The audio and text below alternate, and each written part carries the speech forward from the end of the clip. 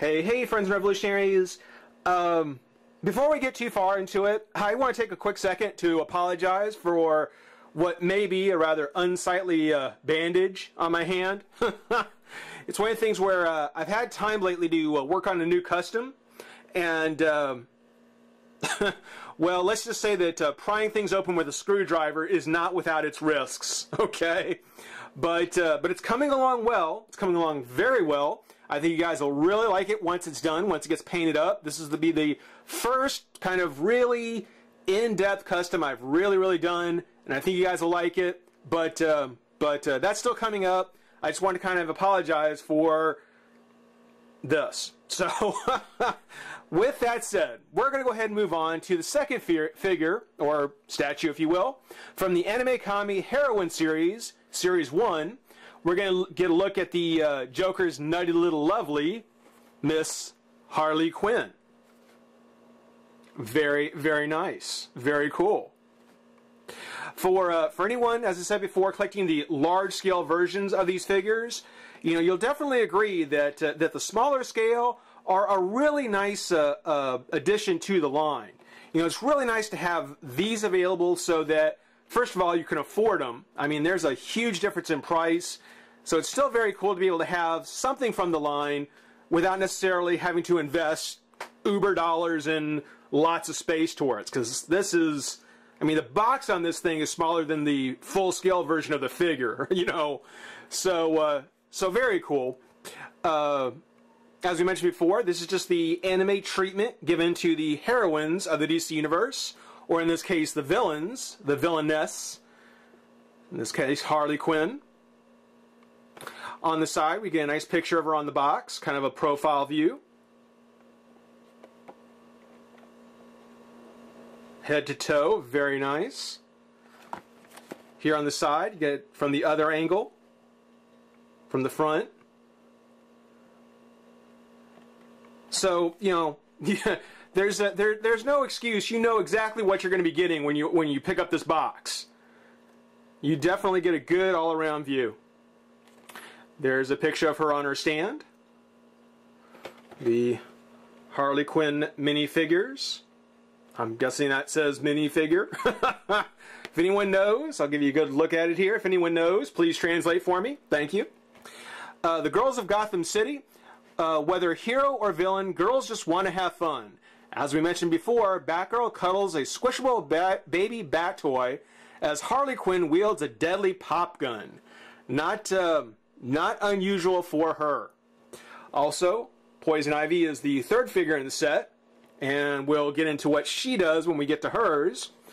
Series 2 apparently will have Donna Troy, or has Donna Troy, Wonder Woman, and Cheetah. So they'll be kind of cool to get a look at. But for now, we've got Harley in her box. Let's take a moment and pop her open. Have some fun. Be right back. Alright, well, for as much as I love the Batgirl, Harley Quinn here just blows it away.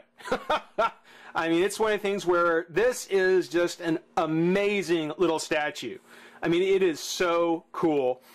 One thing that again, if you followed this line, if you've been kind of seeing the different characters that have been coming out, you'll know that they definitely give it a much more elaborate costume design. Still keeping the theme of the original character, but certainly getting much more elaborate. And when it comes to Harley Quinn, you know, when you look up Harlequins online, you'll find that their costumes are very elaborate. You know, there's a lot to them. You know, her regular just flat black and red bodysuit from the animated series, you know, the one that she's probably best known for, you know, was a really scaled back concept that worked for the character. Here, I think they still managed to make it work by giving her the red and the black, but also kind of spiced it up and really made it look like a Harley Quinn, you know, like a Harlequin. First off, you know, when you take a look, I guess, on the face, very cute little face. She's got those beautiful green eyes. The mask. One thing about the mask you may notice is she doesn't have kind of the Robin Hood mask. She actually has one that's part of the entire, you know, covers her whole head, and actually comes down kind of like Batgirl's head or mask does in the comics. You know, here it's not really a mask just letting her eyes through, but it comes down her cheeks, sort of like Batgirl's does. Kind of a nice juxtaposition, if you will. Her tassels. She's got the very large tassels, almost like the character design from the Batman series, which I didn't really care for it much there. I think it was a little overdone. But here, for some reason, the way they've made it, it just works. It works really, really well. I do wish I had the larger scale version of this one to kind of show some differences on it.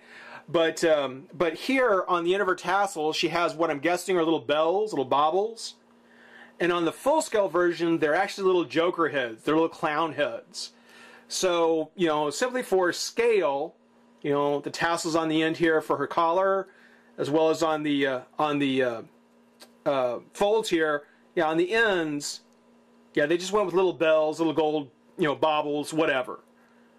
That's fine. I mean, it still works for her. It still works great. You know, the little clown heads, nice touch, definitely something to appreciate if you have the larger scale version, but being smaller scale, yeah, I'm not missing it. I think it looks fine the way it is. Her gloves, her gloves continue her kind of diamond theme, because of course on her legs and on her arms she would have a diamond pattern, and they've actually kind of kept that same idea, where her gloves are a diamond pattern that goes up, midway through her bicep, and then all the way down to her wrist, where she's got the ruffled cuffs on. I think that's actually kind of an interesting way of doing it. You still keep the diamond pattern on her arm by turning it into an actual glove. And then she's got the really big ruffles here at the end. There's a look at her pop gun, which again, kind of different in the large scale version. She's actually leaning back with a cupcake and a little grenade in it, like a little round bomb. Interesting idea. The pop gun I think is actually better, even though I don't see a cork, so how much pop this gun has, yeah, quite a bit, I'm sure. One negative thing to point out, and I think it's the case for the metallic here, if you notice on the box, just like with Batgirl, the boxed version, the pictures on the box, had much flatter colors. It was just black and red. Here, you know, the red is this very nice metallic red, and the black is just kind of a flat black, which is a nice contrast. Looks really, really nice. But I think that there's actually a silver base coat underneath the metallic that here on her elbow and there on the underside of her arm are kind of showing through.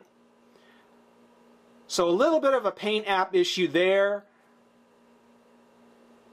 Otherwise, nothing major to complain about. There is a little chip right there. But still, you know, still a fantastic figure. Still a fantastic little statue. On her collar, just as long as we're talking about the paint, you can see their skin tone is just a flat white. But on the collar, they've given her almost this almost mother of pearl kind of effect, which kind of sets it off from her actual skin tone, lets you know that it's a separate fabric piece, which I think was clever. I really do like that. That actually looks really good. Her bodysuit, I don't know if it's supposed to be stretching, which is why the line is so high on here, or if it's just a change in the design. But I really like how the line between the two colors is up higher and actually comes to a bit of a point. That's actually very cool.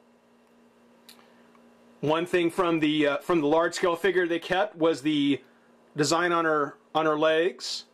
Not necessarily tears, just circular openings along her thigh to see her leg underneath. That's actually really nice. That's really nice design. I love that.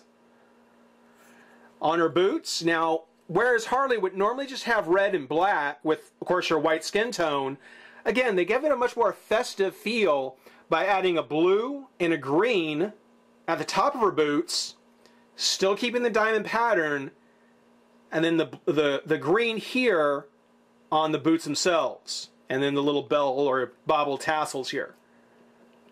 you know, that green with the yellow and blue, you know, it doesn't clash. It doesn't clash with the rest of the costume, but seeing that frill, seeing that pattern, seeing that color, yeah, I mean, this is exactly the kind of thing I would expect to see from actually Harley Quinn.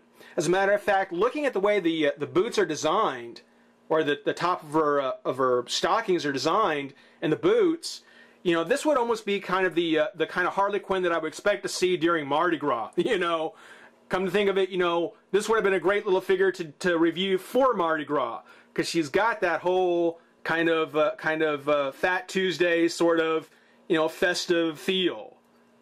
It's actually really cool.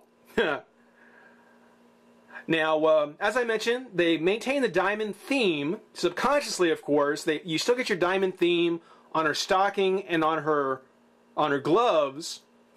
But one really neat thing that they did was on the small of her back, they actually added kind of a spade pattern, like the Ace of Spades. And kind of just switched the colors on it. That is actually very cool.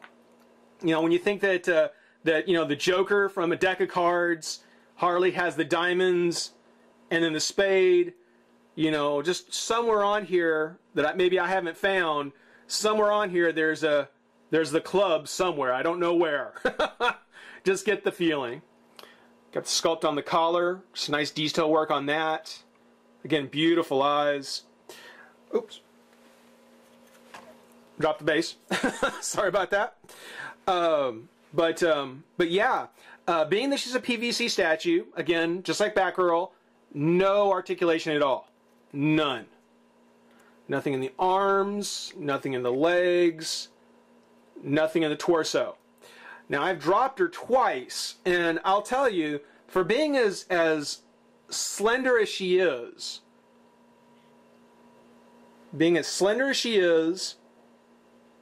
arms, legs, she took a fall pretty well. Her base just goes on her heel like so, because of course she's not going to stand very well on her own. But she takes a fall really well, very sturdy figure. I think the paint application is the only thing about it that I have a problem with. Again, I ordered Series 1 from Big Bag Toy Store, so I didn't get a chance to see which ones I was getting. If you find this, you'll probably be able to avoid that issue. But for the most part, yeah, if you don't want to spend $60, if you're more willing to spend like 20, and you're a Harley Quinn fan, this is a must buy. You just can't pass this one up. Hope everybody enjoyed watching. Rate, comment, subscribe, join the revolution. We'll see you soon. Bye-bye.